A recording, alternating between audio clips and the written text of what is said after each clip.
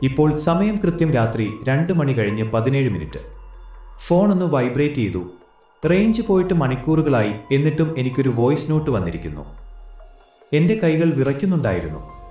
Play ചെയ്തതും ഒരു പരുക്കൻ ശബ്ദം എൻ്റെ കാതിലേക്ക് തുളച്ചു കയറി. Don't trust him, he's already inside. ഞാൻ ആകെ മരവിച്ചു പോയി. പതുക്കെ ഒന്ന് തിരിഞ്ഞു നോക്കി. ജനലിന് പുറത്ത് ആകാശം കറുത്ത് ഇരുണ്ടിരിക്കുകയാണ്. പക്ഷെ വാതിലിനപ്പുറത്ത് ആരോ നിൽക്കുന്നുണ്ട്. അയാളുടെ ശ്വാസം എനിക്ക് കേൾക്കാം. ഭയപ്പെടുത്തുന്ന കാര്യം എന്താണെന്നറിയാമോ? ആ കാടിന് നടുവിലെ പഴയ വീട്ടിൽ ഞാൻ തീർത്തും ഒറ്റയ്ക്കായിരുന്നു. അരുൺ എന്നാണ് എൻ്റെ പേര്. വൈൽഡ് ലൈഫ് ഫോട്ടോഗ്രഫിയാണ് ജോലി. എനിക്ക് ആളുകളെ അത്ര ഇഷ്ടമല്ല. മനുഷ്യരെക്കാൾ ഞാൻ വിശ്വസിക്കുന്നത് പ്രകൃതിയെയാണ്. കാരണം മൃഗങ്ങൾ അറ്റാക്ക് ചെയ്യും എന്നറിയാം, പക്ഷേ മനുഷ്യർ, അവർ എന്താണ് ചെയ്യുക എന്ന് പ്രവചിക്കാൻ പറ്റില്ല. സൈലന്റ് വാലിയിലെ ആ ഉൾപ്രദേശത്ത് ഷൂട്ടിങ്ങിന് പോകുമ്പോൾ ഞാൻ കരുതിയത് കുറച്ച് സമാധാനം കിട്ടും എന്നാണ്. പക്ഷേ ഐസൊലേഷൻ ചിലപ്പോൾ ഒരു ട്രാപ്പാണെന്ന് ഞാൻ അറിഞ്ഞില്ല. ആദ്യത്തെ ദിവസം കാട് ശാന്തമായിരുന്നു. പക്ഷേ രണ്ടാം ദിവസം ഞാൻ കാടിനുള്ളിലെ ഒരു ഉപേക്ഷിക്കപ്പെട്ട ഗസ്റ്റ് ഹൗസ് കണ്ടു. പൊടി പിടിച്ച ആ മുറികൾക്കിടയിലൂടെ നടക്കുമ്പോൾ ഞാനൊന്ന് ഞെട്ടി. തറയിൽ പുതിയ കുറച്ച് കാൽപ്പാടുകൾ. ആരോ ഇവിടെ നടന്നിട്ടുണ്ട്. ആ വീട്ടിൽ ഒരു പഴയ ടേപ്പ് റെക്കോർഡർ ഇരിക്കുന്നുണ്ടായിരുന്നു. ഞാൻ ചുമ്മാ അതൊന്ന് ഓൺ ചെയ്തു. ആദ്യം കേട്ടത് വെറും സ്റ്റാറ്റിക് ശബ്ദമാണ്. പിന്നെ ഒരു വിറയലോടെ ആ മെസ്സേജ് കേട്ടു. If you hearing this, you are not alone. സത്യം പറഞ്ഞാൽ എനിക്ക് ചിരിയാണ് വന്നത്. ആരോ എന്നെ പറ്റിക്കാൻ നോക്കുകയാണെന്ന് കരുതി. പക്ഷേ രാത്രിയായതോടെ കാറ്റും മഴയും കൂടി. ടെന്റ് സേഫ് അല്ലാത്തതുകൊണ്ട് ഞാൻ വീണ്ടും ആ വീടിനുള്ളിൽ അഭയം തേടി. രാത്രി 1 മണിയായിട്ടുണ്ടാകും. മുകളിലെ മരത്തറയിൽ ആരോ നടക്കുന്നത് പോലെ, വളരെ പതുക്കെ, ഞാൻ കേൾക്കാൻ വേണ്ടി മനഃപൂർവ്വം നടക്കുന്നത് പോലെ. ടോർച്ചെടുത്ത് അടിച്ചെങ്കിലും അവിടെ ആരുമില്ല. പക്ഷേ ഞാൻ അടച്ചുവെച്ച ജനൽപ്പാളി ആരോ പകുതി തുറന്നിട്ടിരിക്കുന്നു. എൻ്റെ ഹൃദയമിടിപ്പ് എനിക്ക് തന്നെ കേൾക്കാമായിരുന്നു. അപ്പോഴാണ് വീണ്ടും ആ ഫോൺ വൈബ്രേറ്റ് ചെയ്തത്.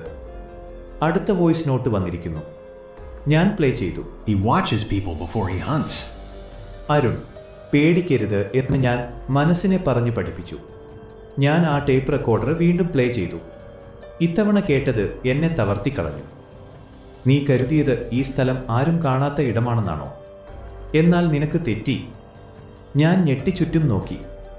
ഭിത്തിയുടെ കോണുകളിൽ ചെറിയ ചുവന്ന വെളിച്ചം മിന്നുന്നു. ഹിഡൻ ക്യാമറകൾ. അതൊരു വെറും വീടല്ലായിരുന്നു, ഒരു ലാബ് പോലെയായിരുന്നു. ഞാൻ പുറത്തേക്ക് ഓട്ടി. പക്ഷേ മഴയും ചെളിയും കാരണം കാട് എന്നെ ചതിച്ചു. എവിടെയോ വീണ് എനിക്ക് പരിക്കേറ്റു. ഗത്യന്തരമില്ലാതെ ഞാൻ വീണ്ടും ആ പഴയ വീട്ടിൽ തന്നെ തിരിച്ചെത്തി. അകത്തൊരു നിഴൽ അനങ്ങുന്നത് ഞാൻ കണ്ടു. ഉയരമുള്ള ഒരു രൂപം, മുഖത്തൊരു മാസ്ക് ഇട്ടിട്ടുണ്ട്. അയാൾ അനങ്ങാതെ എന്നെ നോക്കി നിൽക്കുകയാണ്. ഞാൻ ഓടി ഒരു മുറിയിൽ കയറി വാതിലടച്ചു. പുറത്ത് ആ വാതിലിന്റെ ഹാൻഡിൽ പതുക്കെ തിരിയുന്നത് ഞാൻ കണ്ടു. മഴ ആർത്തലച്ച് പെയ്യുന്നു. ഓരോ മിന്നൽ വെളിച്ചത്തിലും ആ വീട് ഭീകരമായി തെളിയുന്നുണ്ട്. ഞാൻ കയ്യിൽ കിട്ടിയ ഒരു മരക്കഷ്ണവുമായി പുറത്തിറങ്ങി. ഇനി ഓടിയിട്ട് കാര്യമില്ല, നേരിട്ടേ പറ്റൂ. ഞാൻ ഇരുട്ടിൽ പതുങ്ങിയിരുന്നു. 3 സെക്കൻഡ്. ആകെ നിശബ്ദത. എൻ്റെ തൊട്ടുപിന്നിൽ ആ കാൽപ്പെരുമാറ്റം കേട്ടു. മിന്നൽ വെളിച്ചത്തിൽ ആ മാസ്ക് ധരിച്ച രൂപം എനിക്ക് മുന്നിൽ. ഞങ്ങൾ തമ്മിൽ ഏറ്റുമുട്ടി. ചെളിയിലും രക്തത്തിലും കുതിർന്ന ഒരു മല്ലയുദ്ധം. ഞാൻ തോൽക്കുമെന്ന് തോന്നിയ നിമിഷം സകല ശക്തിയും എടുത്ത് ഞാൻ അയാളെ ആഞ്ഞുതല്ലി. അയാൾ നിലത്തു വീണു. വിറയ്ക്കുന്ന കൈകളോടെ ഞാൻ അയാളുടെ മാസ്ക് മാറ്റി. പക്ഷേ ആ മുഖം കണ്ടപ്പോൾ എൻ്റെ ശ്വാസം നിന്നുപോയി. അതൊരു സാധാരണ മനുഷ്യനായിരുന്നു, എന്നെപ്പോലെ തന്നെ പേടിച്ചു വിറച്ച ഒരാൾ.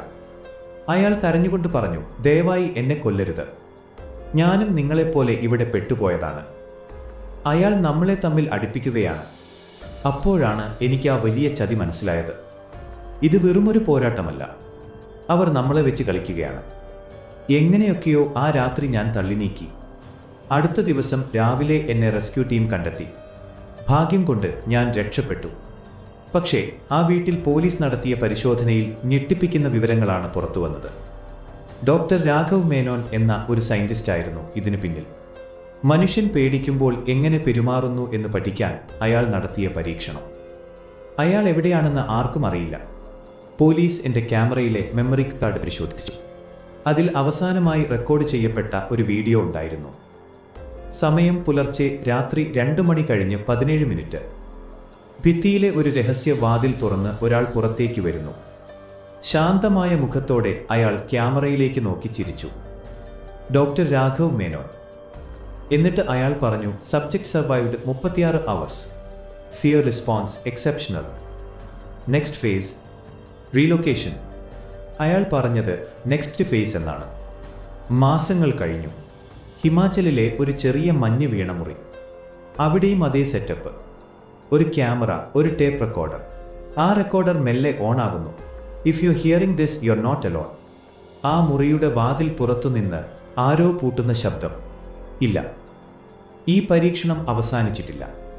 കാരണം ഇതൊരു സ്ഥലത്തിൻ്റെ കഥയല്ല, ഇതൊരു മനുഷ്യൻ്റെ ഭ്രാന്താണ്.